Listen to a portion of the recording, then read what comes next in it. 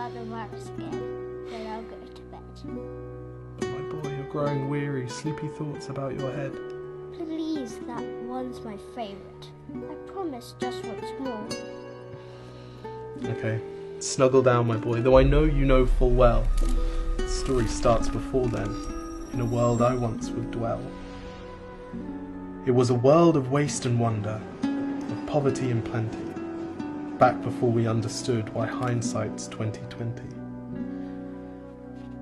You see, the people came up with companies to trade across all lands, but they swelled and got much bigger than we ever could have planned. We'd always had our wants, but now it got so quick. You could have anything you dreamed of in a day, and with a click. We noticed families had stopped talking.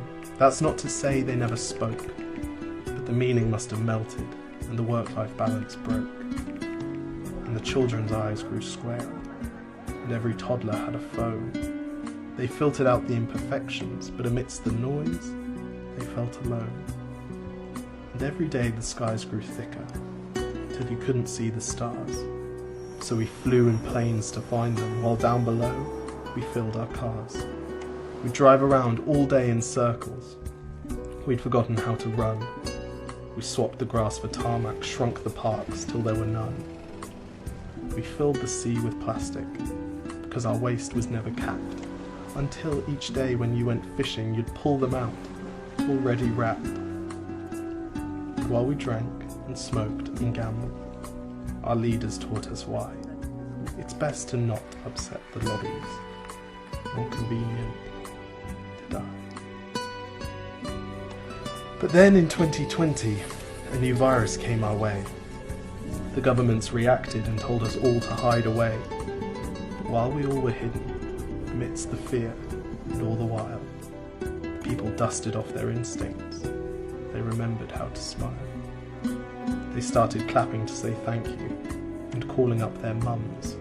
And while the car keys gathered dust, they would look forward to their runs.